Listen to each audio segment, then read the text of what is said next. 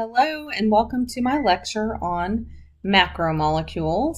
This is following our lecture on general chemistry, and we're going to talk about, as a segue between the two topics, we're going to talk about organic compounds and what constitutes an organic compound. And then I'll have you learn about each of the four categories of macromolecules, and you'll come away with an understanding of the function and the chemical structure of each of the four categories, which are carbohydrates, proteins, and nucleic acids. Okay, so organic compounds are compounds that contain carbon and hydrogen atoms. To understand them, you need to understand that carbon can form four bonds. It can be 4 single bonds, or 2 double bonds, or a double bond and 2 single bonds, or a triple bond and a single bond, so long as the total number of bonds adds up to 4. For most organic molecules, they have a carbon chain, and we like to call that a carbon backbone. It just means that you have this long chain of carbon atoms that are covalently bonded to each other. And then if you hear the term hydrocarbon, it's just a molecule that's made of only carbon and hydrogen atoms. And so, like any molecule, organic compounds' properties depend on their chemical components. It could be things like the size and shape of the carbon backbone and what other atoms and molecules are attached to the carbon backbone. And you might have some groups attached that are hydrophilic and some that are hydrophobic, and that's all going to determine the overall chemical properties of an organic molecule.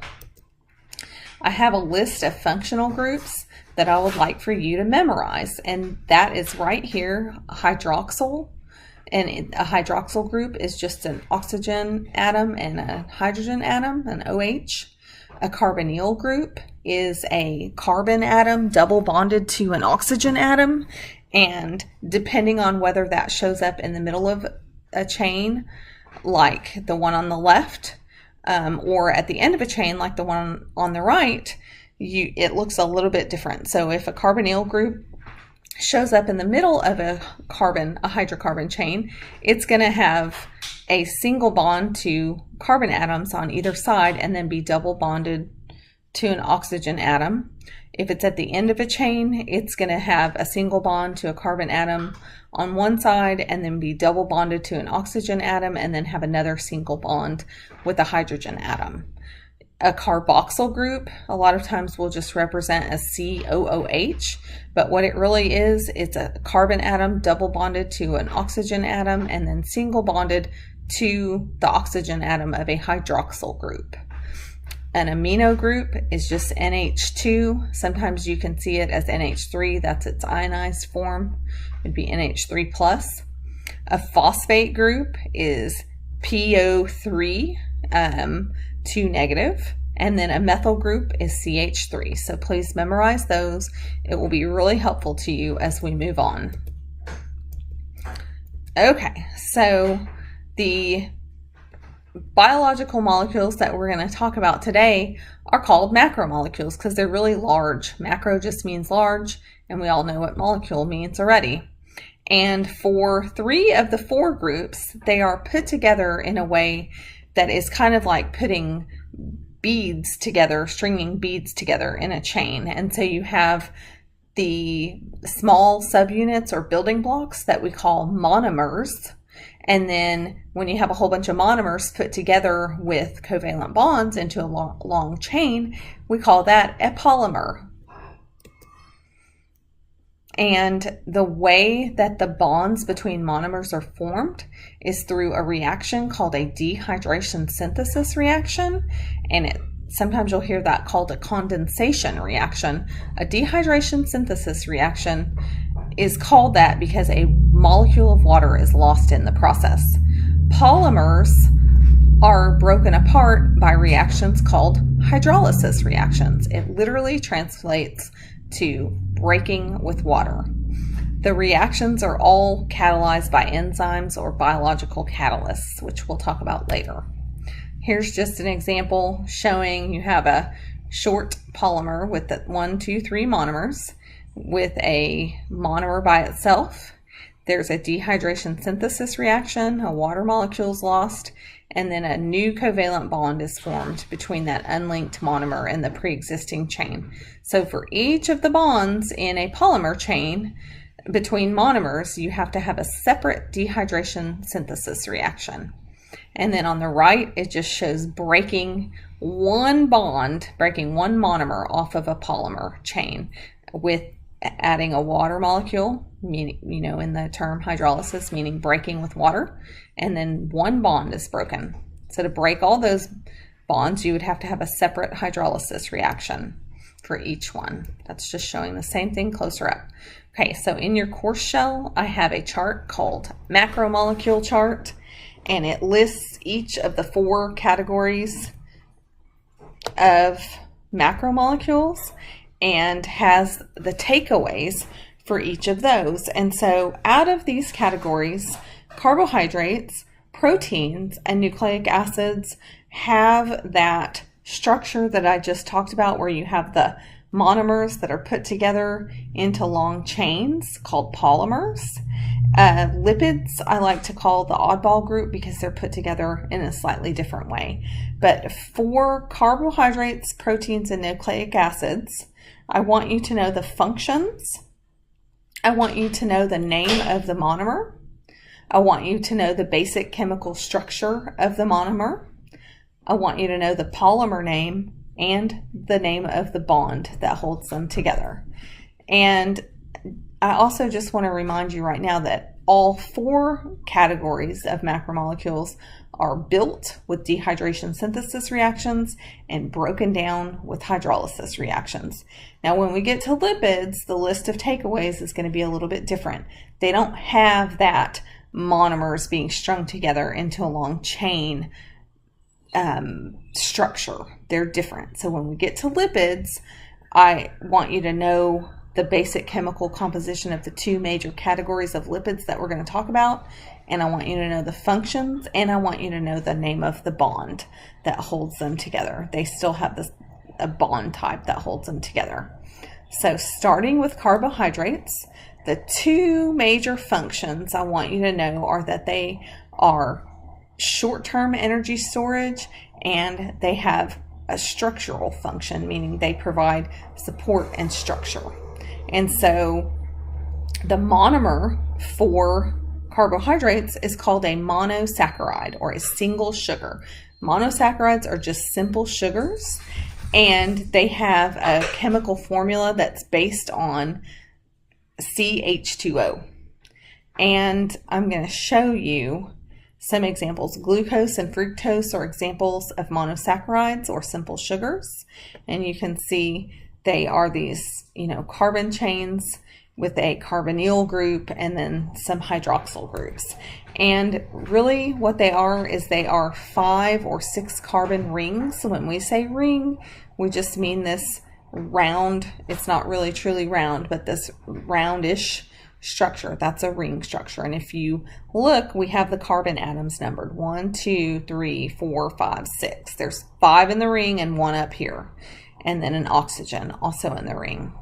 Now, we have different ways of drawing these structures. We also have an abbreviated structure, and the carbons have been removed from the ring itself. And so for both the abbreviated and the simplified structure, everywhere you have 2 lines coming together represents a carbon atom. So at every corner, unless something else is drawn in, it's a carbon atom. You can see the oxygen atom drawn in the upper right corner. It's obviously an oxygen, not a carbon. So a 5 or 6 carbon ring is going to be a monosaccharide, and I want you to be able to recognize that. This is just showing a dehydration synthesis reaction where 2 glucose molecules are being added together or bonded together to form a disaccharide called maltose. A disaccharide is what we call it when we put 2 monosaccharides together, 2 sugars bonded together. Okay, so some examples of different carbohydrates are starch and glycogen, those are storage polysaccharides. Starch is found in both the seeds of grain crops and in the tubers of plant crops like potatoes. And it's a good storage polysaccharide because it curls around and is efficient in terms of the space that it takes up. Glycogen is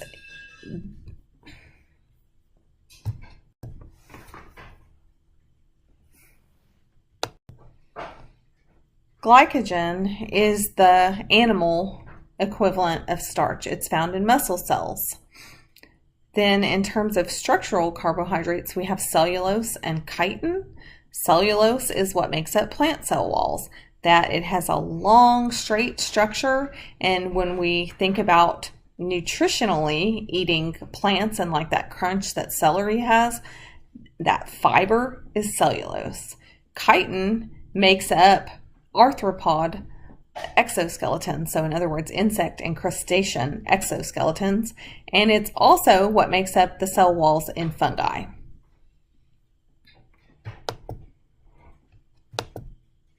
So here we have starch, and you can see that it curls around, and it's made up of glucose monomers. Glycogen is really similar, except for instead of just one long chain, it's a long branching and also coiling chain. It's found in animal muscle cells. And then down here we have cellulose, and it's these long chains, long straight chains, hence fiber, and those chains are connected parallel. They're parallel to each other, and they're connected by hydrogen bonds. So that is, oh, there's one more thing for carbohydrates, and this spelling of this is on your chart, but the bond type for carbohydrates is called a glycosidic linkage. Okay, so moving on to lipids. Remember, lipids are the oddball group, but when we think of lipids, we usually are going to think of fats, and they are hydrophobic, meaning water-fearing. We talked about this when we talked about general chemistry, but when you think about the old saying, water and oil, or oil and water don't mix, that is because oil is a lipid in the category of triglycerides, and it's hydrophobic. It repels water. So fat is just the common way of saying triglyceride.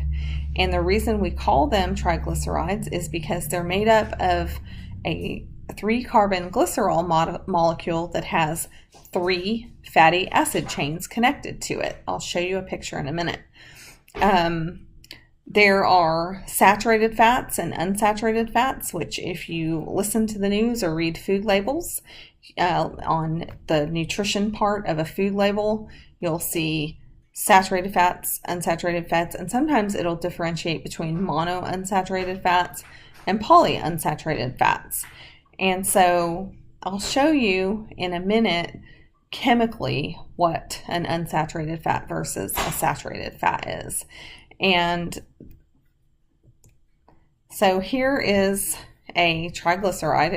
It's only showing 1 fatty acid chain, but we have the 1, 2, 3 carbon glycerol molecule, and it's that glycerol molecule forms bonds with 3 fatty acid chains, and that's the tri is related to the 3 fatty acid chains. And so for each fatty acid chain to be connected to the glycerol molecule, you have a separate dehydration synthesis reaction, and it forms an ester bond, and that's the bond type for lipids, is an ester bond. And so this is showing the whole triglyceride. You have your glycerol, and then you have your 3 long fatty acid chains. And so the saturated versus unsaturated fat, they're kind of weird terms, but in any of these 3 chains, if you have a double bond, that makes the overall molecule an unsaturated fat. If you had all 3 fatty acid chains being made up of all single bonds between those carbon atoms, then it would be a saturated fat. And so this is to understand why we call it a saturated versus an unsaturated fat, we have to go back to knowing that carbon makes 4 bonds. And so if you're looking at one carbon atom in this chain, it's bonded to 2 other carbon atoms, so that's 1, 2 bonds, and then to 2 hydrogen atoms, 3, 4. But if you come over here and look at this one on the right hand side where you have a double bond, that takes up 2 of the bonds.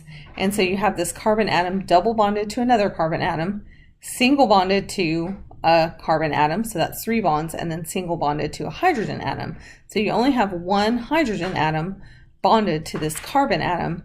And so this fatty acid chain doesn't have as many hydrogen atoms as one that has all single bonds. So it's not full or saturated with hydrogen atoms. So we'll go back here to the definition. Fatty acid chains that have 1 or more double bonds that make up a triglyceride make that triglyceride an unsaturated fat. And we associate unsaturated fats with being more heart healthy than saturated fats. Unsaturated fats are liquid at room temperature. Saturated fats are solid at room temperature. And for the most part, unsaturated fats are found in plant oils, whereas saturated fats are found in animal fats like lard. If you cook bacon and you leave the grease sitting there afterward, it kind of solidifies in the pan as it cools down.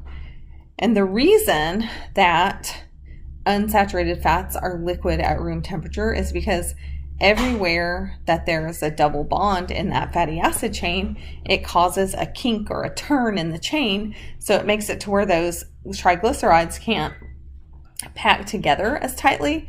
So therefore it's going to be liquid at room temperature.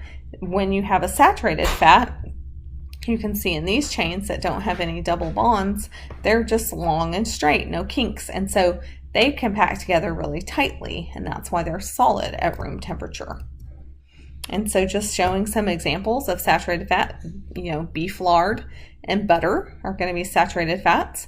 And then I said that most unsaturated fats were found in plant oils. This is olive oil. It's one of the most heart healthy oils there is. But also this is salmon. So in salmon and trout, you will find unsaturated fats, fish oil. There are some other ones too, a whole bunch of other ones too. Okay. So one thing that we did as a culture, we started doing this in the 90s, was that we thought, oh, well, maybe it would be cool to artificially hydrogenate vegetable oils. And when you see that term hydrogenated oil, it just means a vegetable oil that has been converted into a saturated fat by adding hydrogen. And that process of hydrogenation creates trans fats, which back in the 90s you would see even like potato chips that were made with trans fats, trying to be a little bit more healthy, but really they're associated with health risks like increased heart disease and stroke, having a higher risk of developing type 2 diabetes, also raises the LDL or the bad cholesterol levels and lowers the HDL or the good cholesterol levels. So trans fats, we have found out through research, are not the best in terms of health. And so, in just as a kind of conclusion to that, in the 1990s, those partially hydrogenated oils were common in many, many foods, and they have been found to pose greater health risks than just plain old saturated fats, naturally saturated fats. And then there were 2 different types of studies that were used to kind of establish what those risks of trans fats were. And those were different feeding trials where they had different amounts or percentages of saturated and unsaturated fats, as well as partially hydrogenated fats. And then there were also just a lot of observational studies on the dietary health effects of different types of fats. And so if you look at this chart, you see, the very most healthy fats are polyunsaturated fats, and that's where you have multiple double bonds in the carbon chains of the fatty acids. And then you have monounsaturated fats, which are next. That's where you just have one double bond. Saturated fats are here. So if you look at this overall chart, those three are all relatively close together in terms of the risk. And then trans fats are way up here with a much higher risk to your health. So something to be aware of. Okay, so one thing that I skipped over on triglycerides, and I just want to make it clear, is that the functions of triglyceride, the main function we want to think about is that they are long-term energy storage, but triglycerides can also have a support function and insulating function in different organisms. So we're going to move on to phospholipids. There are some other categories as well of lipids that I'm going to touch on. We have phospholipids, steroids, and cholesterol. And so phospholipids make up cell membranes. That's their function. Steroids, which the main one I really want to talk about is cholesterol. It's a component of cell membranes, especially in animal cell membranes, that helps keep the membrane fluid so things can move in and out of the cell as they're supposed to. And then steroids are also, cholesterol is a building block for other more complex steroids such as hormones. Okay, so phospholipids, the structure, which is one of your takeaways of a phospholipid, is somewhat similar to that of a triglyceride. A phospholipid is made up of a 1, 2, 3 carbon glycerol molecule, and then a phospholipid has 2 fatty acid chains attached to the glycerol molecule. And then the third thing, instead of being a third fatty acid chain like in a triglyceride, is a phosphate group. So hence the name phospholipid. Okay, so that's the basic structure that you should recognize. And one interesting thing about phospholipids is that just like in triglycerides, these fatty acid chains are hydrophobic, or they're nonpolar and hydrophobic. But the phosphate group, which a phosphate group is a pretty large molecule, the phosphate group is hydrophilic. So part of the molecule can dissolve in water and the other part of the molecule repels water. And we call that amphipathic, when there's one part that's hydrophilic and one part that's hydrophobic. It's amphipathic, like amphibian. And so because of the amphipathic nature of phospholipids, they self-assemble into cell membranes. So all cell membranes are mainly made up of phospholipids. And so what happens is, inside the cell and outside the cell, there's water or aqueous solution. And then because of the aqueous solution, those hydrophobic tails are repelled. They turn toward each other. And then the hydrophilic heads can dissolve in the water. And so you end up with this double layered membrane that's made of phospholipids. And we call it a phospholipid bilayer, meaning 2 layers of phospholipids, and that is the main component of cell membranes. The other things that you'll commonly find in cell membranes are proteins, and there are a few other things, but they're mainly made of phospholipids and proteins. Okay, so I'm not going to go into steroids in this lecture. I'm going to move on to proteins. Proteins, we're back to the structure where you have the monomers strung together in a long chain called a polymer. And with proteins are just really abundant in all cell types. They have many different functions, and here's a list of some of those functions. Proteins are enzymes. Almost every single biological reaction is catalyzed or facilitated by an enzyme. Without enzymes, biological reactions would happen so slowly that they wouldn't be able to sustain life. There are transport proteins that are components of cell membranes that help move different substances in or out of the cell. There are proteins that work in immune response, such as antibodies. There are signaling proteins like hormones. There are receptor proteins.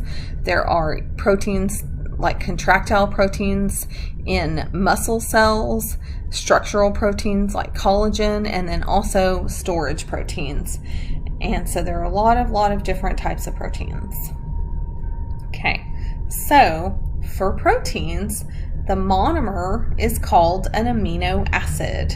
There are 20 different amino acids that make up proteins, and so the amino acids are held together in long chains called polypeptides. The name of the polymer for a protein is a polypeptide, and the order of the amino acids in a polypeptide is what determines the overall structure and function of a protein. And so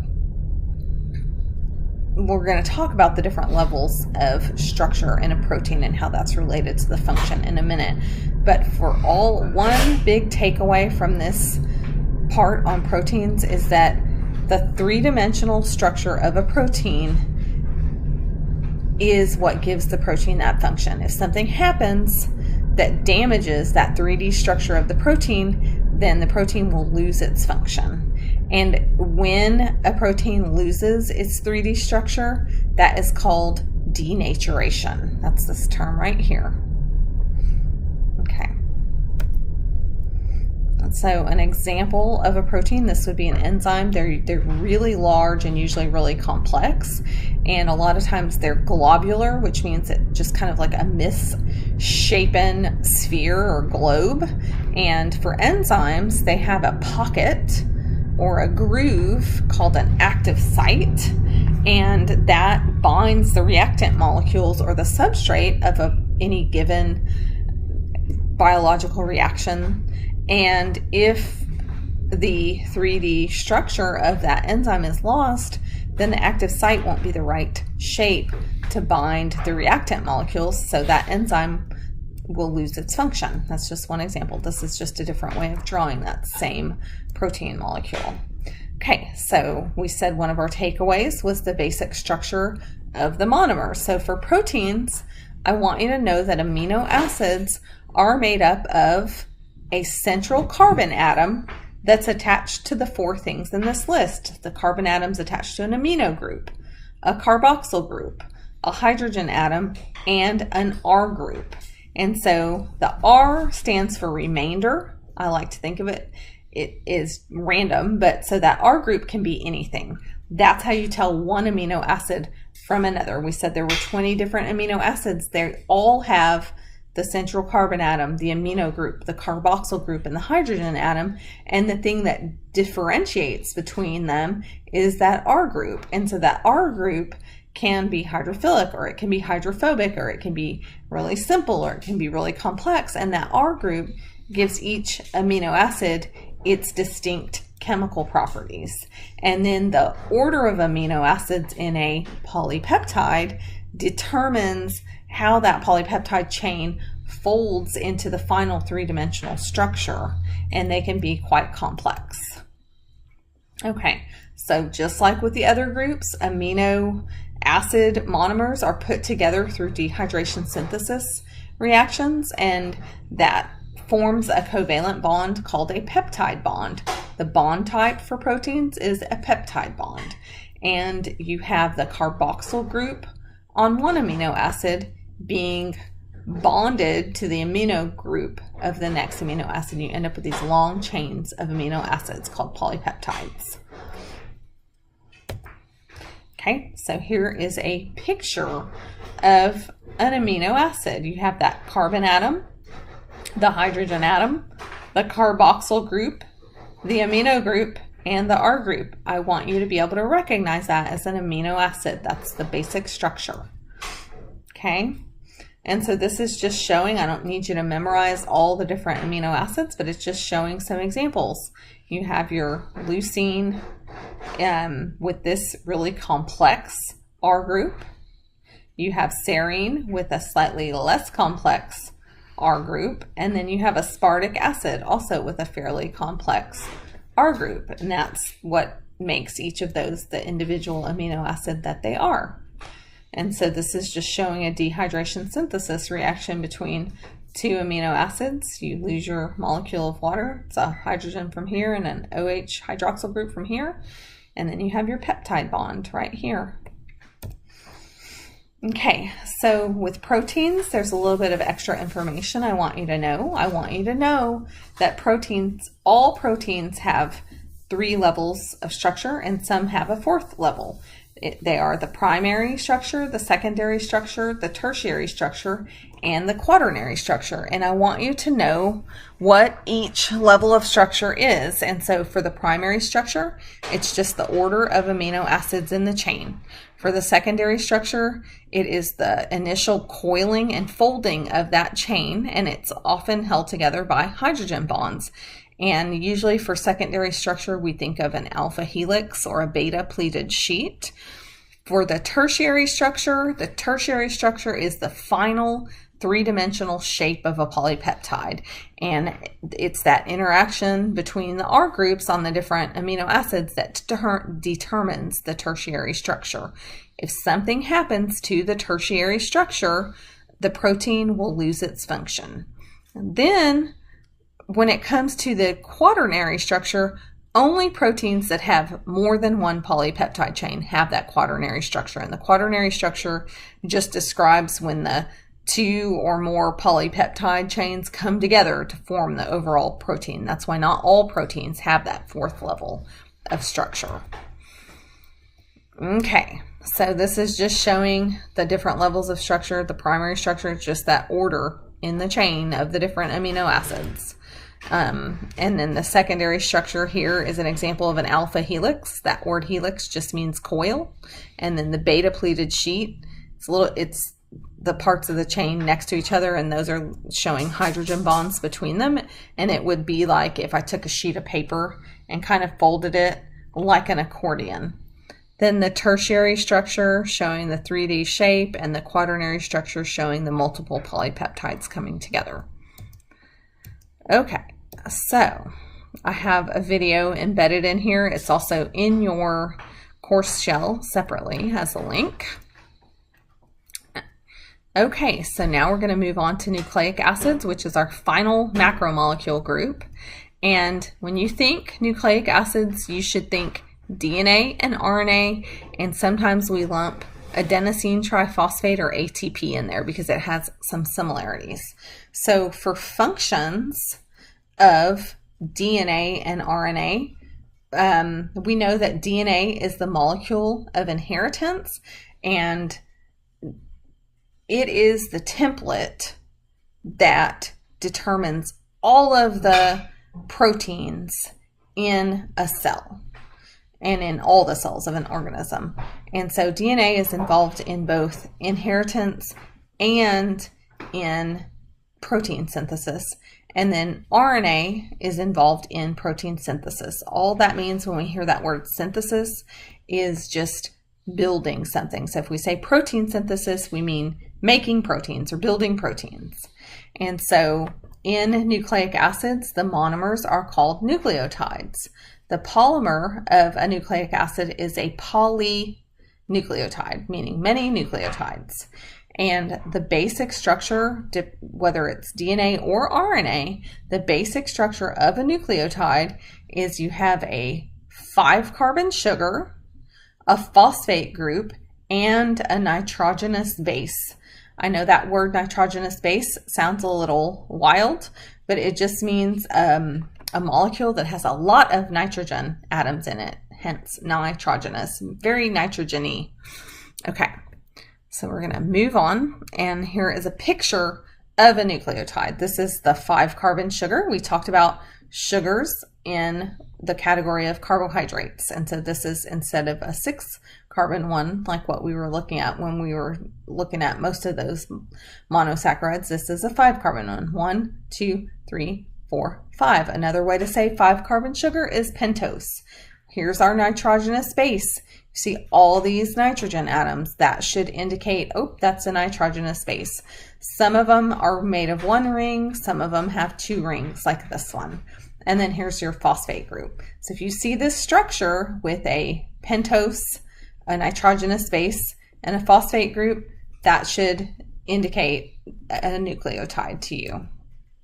Okay, so in nucleotides, or in polynucleotides, they are put together with what we like to call a sugar phosphate backbone. And so going back to this, the sugars are blue, the phosphates are yellow, and then there's a long chain where you have the phosphate group of 1 nucleotide covalently bonded in a phosphodiester linkage. That's the bond type for nucleic acids. You have a phosphate, and then it's covalently bonded to the sugar of the next nucleotide, and then the phosphate group from that nucleotide is covalently bonded to the sugar of the next one, and so on. So you have this sugar phosphate backbone. And then, oops, I meant to also point out one other thing. And then you have your nitrogenous base out here. These are nitrogenous bases. We'll talk about the different ones here in a little bit. Okay, so when we think about the overall structure of DNA, I know that to most people you think double helix, and that's right. All that means is the double refers to the fact that DNA is double-stranded, and the helix part of it is just that twisting part of it. And so to me, it looks like a twisted ladder. And so if we go back to this one where you have a single strand, you have your sugar phosphate backbone, your nitrogenous base, and then in DNA you would have another sugar phosphate backbone, and then the nitrogenous base facing in toward the center, and those nitrogenous bases are held together through hydrogen bonding. We're not going to get away from hydrogen bonding for a while. So you can see that here. You have your different nitrogenous bases, and those dotted lines are the hydrogen bonds. Okay. So we'll get more into this topic later, but this is just showing the information flow from you have your order of nucleotides in your polynucleotide chain of DNA that provides the pattern or the template for an RNA molecule. That pattern, the order of the nucleotides in DNA, determines the order of nucleotides in the RNA. And then it's that order of nucleotides in the RNA that tells the cell what order to put the amino acids of a protein in. And so that's when we say that DNA and RNA are involved in protein synthesis. That's how they're involved. They provide the template to build proteins for cells. Okay, so I'm not going to go into a lot of details on this in an attempt to keep the lecture a little bit shorter, but just to know that if there's a change or a mutation in the sequence of nucleotides in DNA, it can lead to different issues that when that DNA template is translated into a protein. And so, a mutation in the DNA can lead to lactose, or has led to lactose tolerance in different groups of humans with ancestors that raised dairy cows. And so a lactose needs enzymes to break it down. And so you have this, sometimes mutations are beneficial, sometimes they're not. And researchers identified 3 mutations in 43 different East African ethnic groups that have made it to where the enzyme lactase that breaks down lactose is always turned on so that lactose can easily be broken down. All right, so that is pretty much the end of what I wanted to talk about when it comes to macromolecules, but make sure that you refer back to the chart. I'm going to pull up the actual chart from your course shell. It's in I've added it to the PowerPoint, but I have this Word document in your course shell that you can look up that has a summary of all of that information. And I hope that you enjoyed this lecture, and if you have any questions, please contact me. Thank you so much.